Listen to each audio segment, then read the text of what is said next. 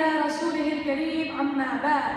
قال الله تبارك وتعالى في القرآن المجيد والفرقان الحميد: أعوذ بالله من الشيطان الرجيم، بسم الله الرحمن الرحيم. إن الله يأمر بالعدل والإحسان. صدق الله العظيم.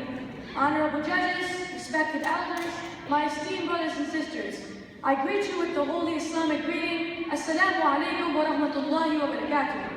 Today I will be speaking to you about our beloved Prophet, Prophet Muhammad sallallahu alayhi wa sallam. The Prophet Muhammad sallallahu alayhi wa sallam was sent to this earth with one mission: to spread the message of Islam to every person in every nation across the entire world.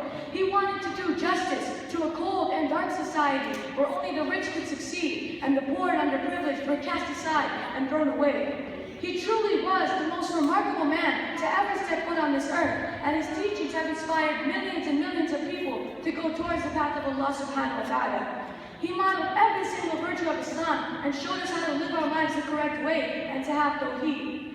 Unfortunately, I cannot cover his entire life story in this limited time frame, but I will be highlighting two aspects, two key words of the Prophet Muhammad sallallahu alayhi wa sallam's life, which in my view are very essential in the modern times.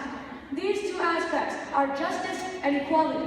Now I want everyone in the audience to think, what are proper justice and equality? Allah subhanahu wa ta'ala says in the Holy Quran, إِنَّ اللَّهَ يَأْمُرُ بِالْعَدْلِ وَالْإِحْسَانِ. Allah subhanahu wa ta'ala commands justice and the doing of good.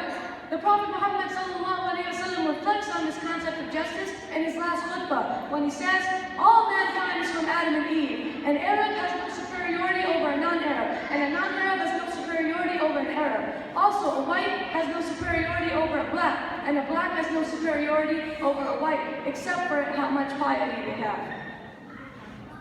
The Prophet Muhammad sallallahu alayhi wa sallam encouraged his ummah to ignore any notions of racial or family superiority based on ridiculous things. He wanted to instill this concept of pure justice and equality into his ummah until the day of judgment. There is one extraordinary example of the Prophet Muhammad sallallahu alayhi wa sallam's justice and equality that stands out to me. A woman of the Makhzum family with good connections was found guilty of theft.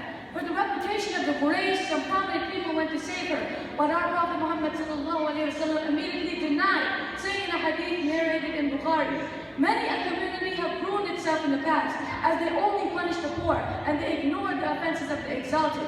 By Allah, if my own daughter Fatima would have committed theft, her hand would have been severed. This was the type of character that the Prophet Muhammad sallallahu alayhi wa sallam had that made him such a respected personality in this world, even to people who are not even Muslim. Imagine, my honorable judges, what would happen if we reached out to the world with this concept of justice and equality. Imagine how much the Muslim Ummah would be elevated. Especially in the upcoming presidential elections, we need to start reaching out so that the media sees us as who we really are and not who people portray us to be. I will conclude by saying one thing. We are like ships lost in the deep dark sea, and the Prophet Muhammad sallallahu alayhi wa sallam is our beacon of light, and the Quran is our compass to guide us on the straight path towards Jannah. May Allah subhanahu wa ta'ala bless us all and grant us with His everlasting mercy and forgiveness. Jazakallah khair. Assalamu alaikum wa rahmatullahi wa barakatuh.